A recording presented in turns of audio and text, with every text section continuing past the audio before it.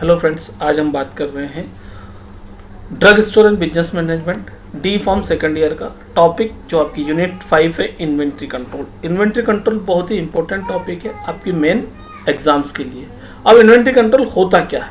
Drug store management is based on the principle of inventory control. जो आपका drug store business management है वो inventory control पे ही based होता है। इन्वेंट्री कंट्रोल और stock control can be broadly defined as the activity of checking a shop's stock. ये एक एक्टिविटी है जिससे आप अपनी शॉप का स्टॉक चेक कर सकते हो। द फैक्ट और process of ensuring that appropriate amount of stock are maintained by a business. मतलब आपके पास एक ऐसा प्रोसेस है या ऐसे फैक्ट है जिसके थ्रू आप बिजनेस जो कर रहे हैं उसके लिए आप अमाउंट जो है स्टॉक का वो मेंटेन करके रखे हैं so as to able to meet consumer demand. जब आपका कंज्यूमर डिमांड करता है तब वो आप फुलफिल करते हैं विदाउट डिले। आप उसको डिले नहीं करते while keeping the cost associated with the holding cost to a minimum. इसके साथ ही साथ जो होल्डिंग कॉस्ट है वो भी आपकी मिनिमम होना चाहिए। ये आपकी इन्वेंट्री कंट्रोल है। ऑब्जेक्टिव क्या है? To maintain the investment at the lowest level. आप इन्वेस्टमेंट बिल्कुल कम लेवल पे करें और प्रॉफिट ज्यादा करें। मतलब ऐसा नहीं कि 5 लाख का माल रख लिया या 10 लाख का माल रख लिया और सेल आपकी 2000 या 5000 की होती है। तो आपको ये मेंटेन करना पड़ेगा इन्वेंट्री कंट्रोल करके कि आप किस तरह से पैसा किस किस चीजों में लगाएं। To supply the drug on the time.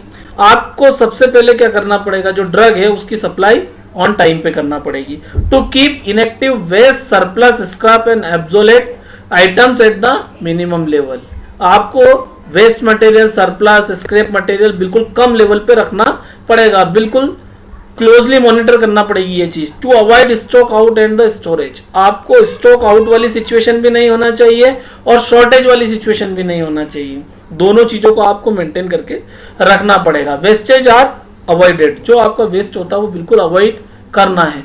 Inventory control की टेक्निक्स क्या क्या हो सकती है? ABC analysis, VED, EOQ, lead time, buffer stock, modern computerisation, inventory, first in first out, last in first out हम पहले डिस्कस कर चुके हैं। तो हम बात करेंगे अभी इन मेथड्स की। अब एबीसी एनालिसिस क्या होता है? एबीसी एनालिसिस में हम कैटेगराइज कर लेते हैं हमारे जो आइटम है।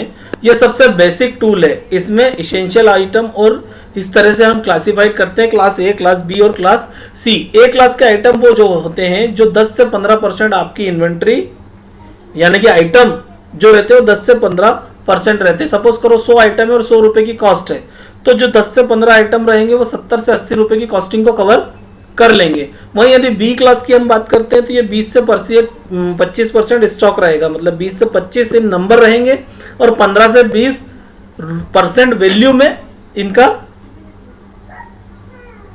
वो रहेगा आपके इन्वेंट्री में हिस्सा। और सी क्लास की बात करते हैं तो ये वो आइटम होते हैं जो 60 से 70% तो आइटम की कंडीशन में रहेंगे लेकिन वैल्यू वाइज ये 5 to 15% रहते हैं। टेबल में आप समझने की कोशिश कीजिए। ए, बी और सी 10 to 15% आइटम है और वैल्यू इसकी 70 to 80% है। बी आइटम जो है आइटम ये 20 to 25% दुकान में रहेंगे लेकिन एक्सपेंडिचर जो है आपका 15 to 20% रहेगा। वहीं 60 to 70% जो सबसे ज्यादा माल आपकी दुकान में रहेगा वो ये रहेगा लेकिन उसकी वैल्यू रहेगी 5 to 15%। सेकंड हम बात करते हैं VED analysis. VED analysis based on the importance of the item and its effect on the function of efficiency of hospital. ये हॉस्पिटल के बारे में हम ज्यादा बात करते हैं और हॉस्पिटल फार्मेसी के बारे में कि ये ऐसे आइटम है जो हॉस्पिटल के फंक्शन पे इफेक्ट करते हैं। इसमें हम बात करते हैं वाइटल यानी वी, इसेंशियल यानी ई और डिजायरेबल ड्रग। अब वाइटल ड्रग ऐसी होती है कि जिसके बिना हॉस्पिटल रन नहीं हो सकता है। ये आपके वार्ड और इसमें होना ही चाहिए। सपोज करो कोई आपका ऑपरेशन थिएटर है या आपका ऐसा है सर्जरी वाला कोई हॉस्पिटल है, वहां पर आपके पास एनेस्थेटिक डॉक्टर नहीं है, एनेस्थीसिया नहीं है, तो जो ड्रग है वो एनेस्थीसिया नहीं है आपके पास, तो कैसे करोगे, कैसे सर्जरी होगी? तो ये पॉसिबल नहीं है। ये सीधा सीधा आपके हॉस्पिटल या नर्सिंग होम पे क्वेश्चन मार्क लगाता है। इसेंशियल ड्रग क्या है?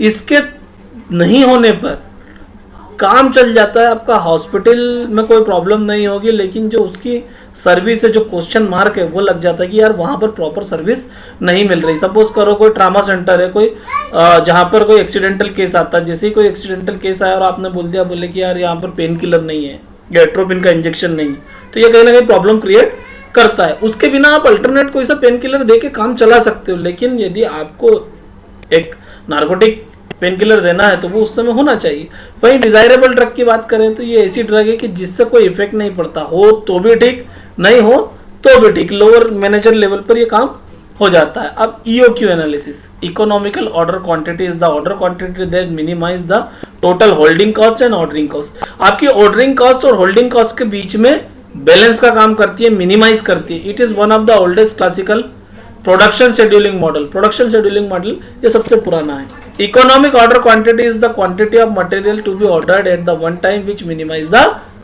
Cost. The total cost generally include acquisition cost, ordering cost और केयरिंग कॉस्ट। 3 कॉस्ट की बात करेंगे हम, इक्विजिशन कॉस्ट, ऑर्डरिंग कॉस्ट और केयरिंग कॉस्ट। इक्विजिशन की कॉस्ट को कम करने के लिए क्या कर सकते हैं हम भाई, पहले ही कोटेशन बुला लेंगे या इनवाइट टेंडर बुलवा लेंगे। जो सबसे कम पैसा लगाएगा, जो बिड कम लगाएगा, जो सस्ते में हमको माल देगा, उससे ले लेंगे। अब ordering cost, ordering cost is the cost of placing order for the purchase of material including cost of postage, telephone etcetera. अब जो आपकी ऑर्डरिंग कॉस्ट है, इसमें आपने किसके थ्रू ऑर्डर करा है, क्या क्या चीजें लगी, पोस्टेज कितना लगा है, टेलीफोन का चार्ज क्या है और अदर चार्जेस क्या है, वो भी इसमें इंक्लूड हो जाते हैं। तीसरा बात करते हैं हम carrying cost, is the cost of holding the material in the stores including rent of storage, cost of bins and racks etcetera. अब आपकी केयरिंग कॉस्ट की बात ये हो गई कि केयरिंग कॉस्ट ये है कि आपने रेंट पे जहां ले रखा है वेयर हाउस, वहां पे स्टोर कर रखा है, उसके लिए आपने जो बीन्स खरीदे, डिब्बे खरीदे, वो रेक्स का पैसा, वो भी तो सब आपको यहीं से निकालना है, तो ये इस पे आ जाती है। अब EOQ can be gives the optimal quantity which should be ordered by purchasing and to it this point a balance is reach between 2 factor. 2 factor पे बैलेंस रहता है, क्या, एक्विजिशन कॉस्ट और केयरिंग कॉस्ट पे। अब यदि हम फार्मूले की बात करें तो फार्मूला हम इस तरह से होता है, EOQ into √2 into annual demand into cost per order. आपकी एनुअल डिमांड कितनी है और आपकी प्रत्येक ऑर्डर की कॉस्ट क्या है, ये upon annual holding cost per unit पे आपकी एनुअल होल्डिंग एक्सपेंसर कितने लग रहे हैं, ये कैलकुलेट करके आपको EOQ निकालना है। ये सबसे बेस्ट मेथड है। अब बात आती है हमारी लीड टाइम की। लीड टाइम क्या होता है? It is the time taken between the placing of order and receive of drug to the department. आपका जो आपने ऑर्डर दिया किसी स्टॉकिस्ट को और वहां से जब माल आता है, यानी 5 तारीख को ऑर्डर दिया और 15 तारीख को माल आया, मतलब 10 दिन का आपका lead time. The longer the lead time the larger is the safety stock resulting in the excess of investment in the inventories. मतलब यदि लीड टाइम आपका ज्यादा है, सपोज करो आपका लीड टाइम 20 दिन का है, लीड टाइम 20 दिन का है और आपने ऑर्डर 1 तारीख को करा और 20 तारीख को आपके पास माल आता है। अब प्रॉब्लम क्या है, यहाँ पर टाइम ज्यादा हो गया 20 दिन का। अब 20 दिन का ज्यादा हो गया, यानी 20 तारीख को आएगा, उसके पहले आपको होल्डिंग स्टॉक भी रखना है 20 तारीख तक जो बेचना है, तो आपको क्या प्रॉब्लम हो गई, इन्वेंट्री ज्यादा हो गई। वहीं पे सपोज करो रोज एक आइटम आप बेचते हो, एक पेन किलर जेल आप बेचते हो, तो आपने ऑर्डर जब करा उस समय आपके पास 30 क्वांटिटी है 1 तारीख को, तो आपको 30 जब क्वांटिटी है तो आपको 20 का ऑर्डर करना पड़ेगा। क्यों? क्योंकि 1 से 20 तारीख तक तो 20 तो बिक ही जाएंगे, पर अचानक से यदि ज्यादा डिमांड आ गई तो क्या है, 10 उसके लिए रखना पड़ेगा। और उसी जगह यदि आपका टाइम 2 दिन का है तो आप क्या करेंगे, जहां 30 ट्यूब चाहिए थे वहां आप 5 ट्यूब में काम चला लेंगे कि 2 बिकेंगे, 3 फिर भी रहेंगे, 2 दिन बाद फिर आ जाएंगे। तो इस तरह से आपका जितना लीड टाइम कम उतनी इन्वेंट्री आपकी कम। Lead time delay increase due to the, क्यों लीड टाइम हो सकता है डिले या बढ़ सकता है, सप्लाई डिले और रीऑर्डरिंग डिले। आपके पास 2 सिचुएशन बनती है जिससे लीड टाइम आपका बढ़ेगा।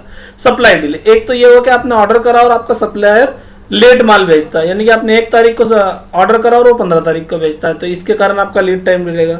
या फिर जब आपने ऑर्डर करा उसका जब माल लेके उसका रीऑर्डरिंग करना था, यानी कि आपको जो 5 तारीख को ऑर्डर करना था वो आप भूल गए किसी कारणवश और आप 12 तारीख को उसको ऑर्डर कर रहे हो, 12 तारीख के बाद वो 15 दिन में भेजेगा, तो 27 तारीख, मतलब आपका कितना प्रॉब्लम हो गया। ये 2 चीजों पे डिपेंड करता। अब आप बात करते हैं बफर स्टॉक या सेफ्टी स्टॉक जिसको बोलते हैं, ये बहुत जरूरी है। Safety stock is the additional inventory that is held by the company to mitigate risk of stock out caused by fluctuation in supply and demand. आपका स्टॉक आउट वाली सिचुएशन ना बने, इसीलिए हम इसको स्टॉक बोलते हैं बफर स्टॉक या सेफ्टी स्टॉक, कि आप एक्स्ट्रा माल रख के रखते हो कि यदि अचानक से क्या हुआ, फ्लक्चुएशन होता है सप्लाई में किसी कारण से, कि भाई आज स्टॉकिस्ट के यहाँ कोई प्रॉब्लम हो गई तो माल नहीं भेज पा रहा है, या जैसे अभी लॉकडाउन हो गया तो प्रॉब्लम, कर्फ्यू लग गया तो प्रॉब्लम। तो इस तरह की सिचुएशन को देखते हुए बारिश ज्यादा आ गई तो 2 दिन या 4 दिन डिले हो गए, तो इस सिचुएशन को देखते हुए हम बफर स्टॉक रखते हैं। या दूसरी बात, डिमांड फ्लक्चुएट हो गई, कभी डिमांड बढ़ गई किसी चीज की, तो उसको ध्यान में रखते हैं हम माल रखते हैं। Buffer stock is used in emergency to meet the unforeseen demand. वही बात है कि ऐसी डिमांड आ गई कि जिस समय हम अचानक हमको जरूरत ज्यादा लगने लगी। In other word it refers to the minimum quantity of a particular item which must be kept in the store at the all time. वही बात आ गई कि ये ऐसी सिचुएशन है कि ऐसी मिनिमम वैल्यू या इतनी मिनिमम क्वांटिटी, जैसे 5, 2 या 7, ये रहना ही रहना चाहिए। आपकी सेल के हिसाब से डिपेंड करेगा कि आप कितना बेचते हैं, तो उतना आपके पास होना चाहिए। इसको कैलकुलेशन के लिए क्या करेंगे हम, बफर स्टॉक या सेफ्टी स्टॉक बराबर मैक्सिमम डेली यूसेज, एक दिन में आप कितना बेचते हो, फिर maximum lead time in a day, आपका लीड टाइम कितना है, माइनस एवरेज डेली, आपको एवरेज निकालना पड़ेगा मंथली का कितना यूज है, और एवरेज जो आपका लीड टाइम डिमांड है उससे इंटू करके इसका माइनस निकालोगे तो आपका सेफ्टी स्टॉक निकल आएगा कितना आपको रखना है। अब बफर स्टॉक की बात करते किस किस फैक्टर पे डिपेंड करेगा। पहली चीज लीड टाइम पे डिपेंड करेगा, बिल्कुल करेगा। लीड टाइम ज्यादा बफर स्टॉक ज्यादा, लीड टाइम कम बफर स्टॉक कम। क्यों? यदि डिमांड बढ़ी भी तो यदि हमारे पास स्टॉक इस पास में खड़ा है तो एक दिन में बुला लेंगे, 1 घंटे में बुला लेंगे, प्रॉब्लम नहीं है। Nature of item and rate of consumption, भाई आपका आइटम किस नेचर का है उस पर भी डिपेंड करेगा। ऐसा नहीं है कि आपका एफएमसीजी का आइटम है जो 1.5 महीने में खराब हो जाता है तो उसको ज्यादा बुला के क्या करोगे, बेचना भी तो है। कंजप्शन रेट क्या है, अवेलेबिलिटी ऑफ सब्सटीट्यूट्स, आप उसके सब्सटीट्यूट की अवेलेबिलिटी क्या है। यदि सपोज करो कि वो नहीं है, पेन किलर है, तो दूसरा हमने डॉक्टर से बात करके दे दी, लेकिन यदि सब्सटीट्यूट ही नहीं है कुछ ऐसी चीज का तो उसका ऑब्वियसली आपको बफर स्टॉक बढ़ा के रखना पड़ेगा। रीऑर्डर लेवल, आप रीऑर्डर कब करते हैं, और स्टॉक आउट कॉस्ट, जब स्टॉक आउट होता है तब उस समय क्या सिचुएशन बनती है। अब modern computerisation of inventory control, modern computerisation inventory control क्या होता है, ये सबसे बेस्ट मेथड आजकल निकल के आ रही है। The benefit of a computerisation inventory control system can be derived when the business integrates its inventory control system with the other systems such as accounting and sales।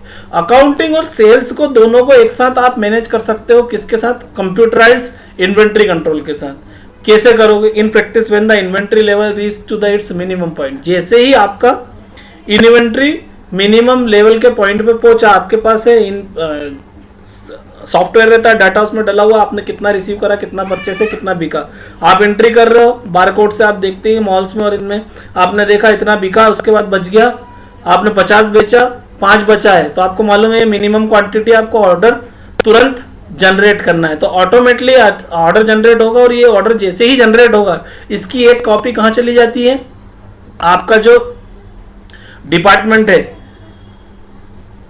जो पैसे का माहौल देखता है, अकाउंटिंग जो देखता है, यानी सेल्स और अकाउंटिंग 2 डिपार्टमेंट है, तो अकाउंटिंग में सीधा एक चले जाएगा, एक आपके स्टॉकिस्ट के पास चले जाएगा, ऑर्डर डायरेक्ट हो गया, और सेम आपके पास उसी सिचुएशन में आपके अकाउंट में चले गया। तो अकाउंटेंट को मालूम है कि ये ऑर्डर लग गया तो इसका पैसा मुझे मेंटेन करके रखना और इतने दिन बाद ये देना है। तो सबसे बेस्ट मेथड अभी आती है इन्वेंट्री कंट्रोल की, वो है कंप्यूटराइजेशन। कंप्यूटर से आप बहुत अच्छी तरह से इन्वेंट्री मैनेजमेंट कर सकते हो। तो ये आपका यूनिट 5 का इन्वेंट्री कंट्रोल हमने बात कर लिया है।